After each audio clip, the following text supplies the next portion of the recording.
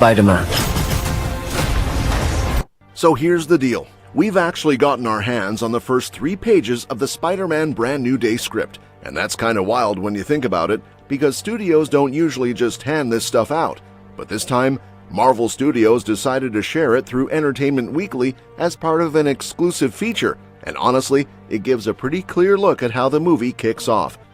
It's basically the opening chunk of the film, and even though it's just a few pages, there's a lot packed into it, especially when you combine the script itself with the notes they included alongside it. Right from the beginning, you can tell they're trying something different with how they're promoting this movie, because instead of just trailers and posters, they're letting fans peek directly into the script. That alone feels fresh, and it kind of builds excitement in a more detailed way, because you're not just seeing scenes, you're understanding the intent behind them. And it also makes you wonder if they might do something similar for other upcoming projects, maybe even something big like Avengers Doomsday. Anyway, the first page starts in a pretty interesting way. It's set over the studio logos, and instead of just music or visuals, we hear Peter Parker reading a letter. That detail alone tells you that the letter is going to matter a lot. And if you've been following the story, it's pretty obvious which letter this is. It's the one he wrote to MJ at the end of Spider-Man No Way Home, but never actually gave her.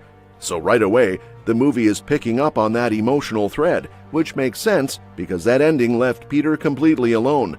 As the voiceover starts, Peter introduces himself in a really simple but kind of heartbreaking way. He says something like, "Hi, my name is Peter Parker and you don't remember me." And that line alone hits hard because it reminds you of everything he lost. He even says what he's about to explain will sound crazy, but he believes MJ will trust him because she can always tell when he's lying. That's such a small detail, but it shows how much he still understands her, even though she doesn't remember him at all. Now, before the script goes deeper into the dialogue, there are notes that explain what's happening visually, and this is where things get really interesting. They describe this kind of montage where Peter's memories are shown disappearing like he's being erased from everything. It's very similar to what happens in Back to the Future, where a character slowly fades out of existence. Basically, any trace of Peter photos, documents, all of it just vanishes. That answers a question a lot of people had after No Way Home, because fans were wondering how the world could forget Peter if there were still pictures and records of him. But here, it's clear that the spell didn't just wipe memories, it erased him completely from history.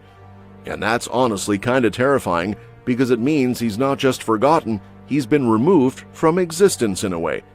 The emotional impact of that is huge, and the script really leans into it.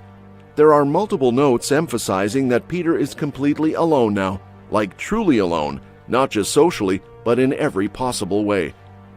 Then, we jump forward in time about 9 months after the events of No Way Home. Peter is in the same small apartment we saw at the end of that film, and he's working on his gear. He's strapping on a web shooter that he built himself, loading cartridges into it, and it's clear that everything he uses now is homemade. There's no backup, no advanced tech from Tony Stark, and no help from Stark Industries. He's fully on his own, which is something fans have wanted to see for a while, because it brings him closer to the classic version of Spider-Man. But even though that independence is kind of exciting, the script doesn't present it as entirely positive. While he's working, Peter suddenly gets a sharp headache, and that moment is highlighted as important. The notes even say it's the first sign that living like this is taking a toll on him. Something is changing, and it's not necessarily a good thing. That idea connects to what we already know about the movie, hinting at some kind of transformation. There have been teases about mutations or changes in his biology, possibly linked to spider traits, or even something like venom. It doesn't look like they're going full man-spider, but there's definitely a sense that Peter is evolving in some way, and it's tied to both his physical condition and his mental state. And speaking of his mental state, the script really leans into how isolated he is. At one point, we see that the closest thing he has to a companion is an AI assistant named Evie. That's kind of sad when you think about it, because this is someone who used to have close friends like Ned Leeds and MJ, and now he's talking to a computer. It reflects how much his life has shrunk, even though his responsibilities as Spider-Man have grown. There's also this really emotional moment where he looks at objects connected to his past, a Lego figure from Ned, a coffee cup from MJ, and you can tell he's holding on to whatever pieces of his old life he can. Eventually, he finds the letter he wrote to MJ, and that's when the voiceover becomes more direct, because now we know he's actually reading from it. As he reads, we see him repairing his suit using a homemade fabricator, which is described as kind of a DIY version of advanced tech. It's not sleek or perfect, but it works, and that fits the tone of his current life. Everything is scrappy and self-made because he doesn't have access to anything else. Then there's a moment where he checks his phone and sees a video posted by Ned.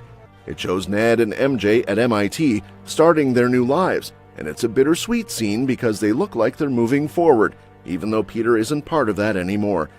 He smiles watching them, but it's clear he's hurting, and that contrast really defines his character at this point. As the scene shifts, Peter reflects on why he's made everyone forget him.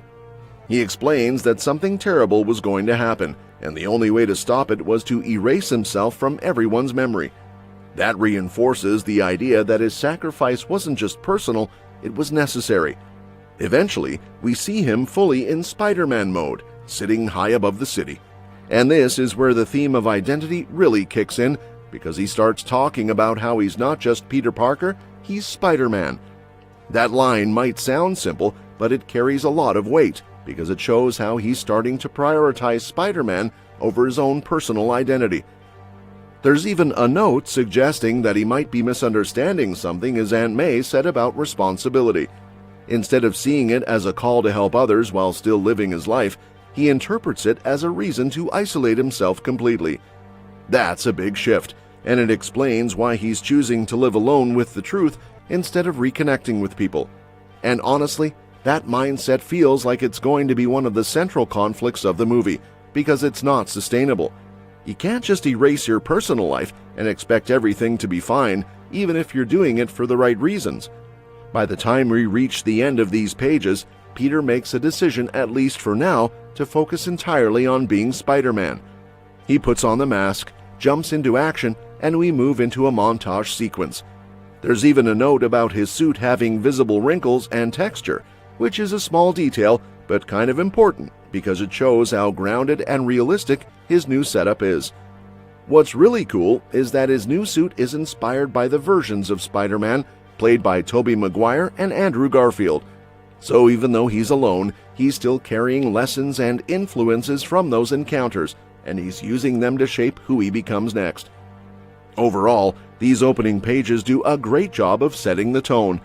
They show a version of Peter who is stronger in some ways because he's independent, but also more vulnerable because he's isolated. And even though we've already seen parts of this in the trailer, having the full context makes it feel more meaningful, because now we understand what's going on inside his head. And the best part is, this is just the beginning.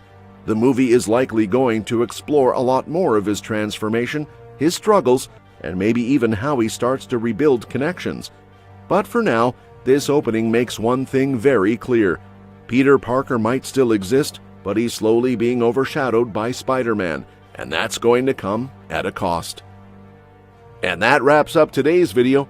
If you want to stay in the loop with all the latest movie and series news, don't forget to hit that subscribe button and give us a big thumbs up, because I'll be bringing you more updates on upcoming movies before they even drop, so keep an eye out for that, along with the latest on your other favorite shows and movies.